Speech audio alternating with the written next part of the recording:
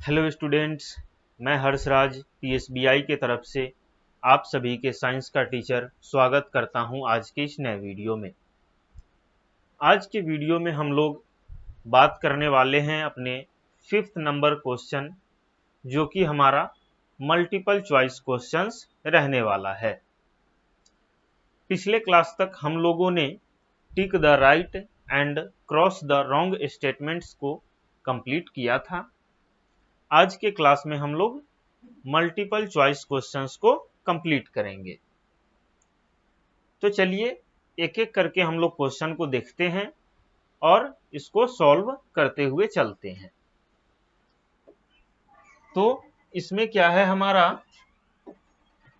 5th number question है multiple choice questions. ठीक है, इसमें ए नंबर कहता है the forms of water are dash, यानी कि जो यहाँ पे 4 ऑप्शंस दिए गए हैं उनमें से पानी का रूप कौन है। ठीक है, फॉर्म्स ऑफ वाटर क्या है। ठीक है, तो इसमें क्या है कि ऑप्शन दिया हुआ है हमारा ice, gas, water, all of this. तो इसमें फॉर्म्स ऑफ वाटर जो है वह तीनों है, इसीलिए हमारा ऑल ऑफ दिस जो ऑप्शन है यह ऑप्शन सही हो जाएगा, क्योंकि आइस भी पानी का फॉर्म है, गैस भी वाटर का फॉर्म है और वाटर भी जो है वह वाटर का ही फॉर्म है। तीनों जो है पानी का ही रूप है। क्लियर है। चलिए अब हम लोग बढ़ते हैं बी नंबर क्वेश्चन की तरफ। We dig this to get underground water, हम लोग अंडरग्राउंड वाटर को पाने के लिए, अंडरग्राउंड वाटर का यूज करने के लिए क्या खोदते हैं। ठीक है, तो इसमें हमारा ऑप्शन है वेल यानी कि कुआं खोदते हैं, सेकंड पॉन्ड यानी कि तालाब खोदते हैं, थर्ड है लेक्स यानी कि झील खोदते हैं, फोर्थ है नॉन ऑफ दीज या इनमें से कुछ नहीं करते हैं। तो हम लोग अंडरग्राउंड वाटर को पाने के लिए, अंडरग्राउंड वाटर का यूज करने के लिए हम लोग वेल्स यानी कि कुआं खोदते हैं। तो ये वेल्स जो हो जाएगा यह हमारा राइट आंसर है। क्लियर है। सी नंबर पर कहता है water in rivers and lakes is dash, यानी कि रिवर और लेक्स में जो पानी होता है क्या वह पीने योग्य है। ठीक है, तो इसमें ऑप्शन क्या है हमारा सेफ फॉर ड्रिंकिंग, यानी कि पीने के लिए सेफ है।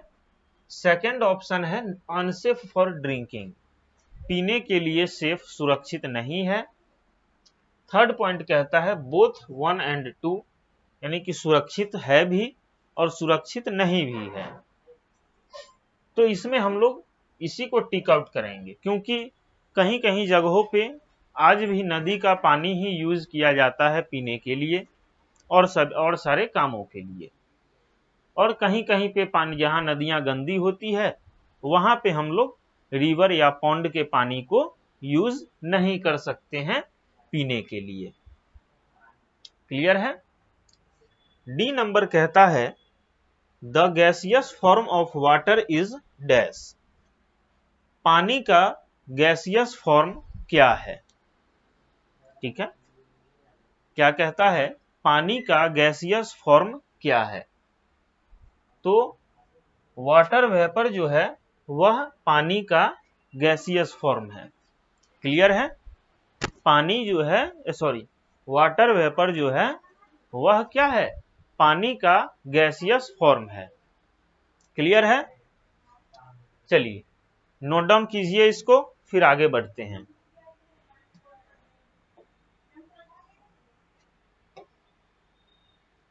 चलिए अब यहां पे है हमारा 6th number, give 1 word for each one of the following. नीचे जितने भी क्वेश्चंस दिए गए हैं इन सभी क्वेश्चन का जो आंसर है हमें क्या करना है, वन वर्ड में देना है, एक शब्द में आंसर देना है। क्लियर है? चलिए, तो इसमें ए नंबर क्वेश्चन कहता है the process of conversion of ice into water, यानी कि बर्फ का पानी में चेंज होना, जो आइस है वह पानी में चेंज होता है, उस प्रोसेस को क्या बोलते हैं? तो हम सभी जानते हैं कि जब कोई आइस, कोई बर्फ अगर पानी में चेंज होता है तो उस प्रोसेस को हम लोग मेल्टिंग बोलते हैं। क्या बोलते हैं?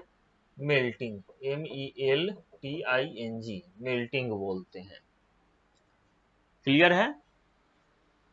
अब बी नंबर क्वेश्चन कहता है the conversion of water vapour into water. अब अगर जब वाटर वेपर अगर वाटर के रूप में चेंज होता है तो उसे क्या कहते हैं? अगर वाटर वेपर है कोई और वह वाटर के रूप में चेंज होता है तो उसे हम लोग क्या कहते हैं? ठीक है, तो वाटर वेपर जब पानी के रूप में चेंज होता है, वाटर के रूप में चेंज होता है, तो उसे हम लोग क्या बोलते हैं? उस प्रोसेस को CONDENSATION,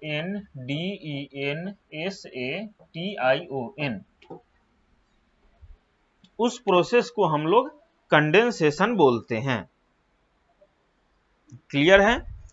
जब अगर वाटर वेपर वाटर के रूप में, पानी के रूप में चेंज हो जाता है तो उस प्रोसेस को हम लोग कंडेंसेशन बोलते हैं। सी नंबर क्या कहता है the conversion of water into ice. अगर कोई बर्फ, आइस जो है, कोई अगर वाटर जो है अगर वह बर्फ के रूप में, आइस के रूप में चेंज होता है तो उस प्रोसेस को क्या कहते हैं? अगर आइस यानी कि बर्फ जो है अगर वह चेंज होता है, पानी जो है यानी कि liquid form of water change into solid form of water is called, तो इस प्रोसेस को क्या कहते हैं? तो आप सभी को ध्यान होगा कि लिक्विड फॉर्म ऑफ वाटर का सॉलिड फॉर्म ऑफ वाटर में चेंज होने का जो प्रोसेस है उस प्रोसेस को हम लोग फ्रीजिंग बोलते हैं।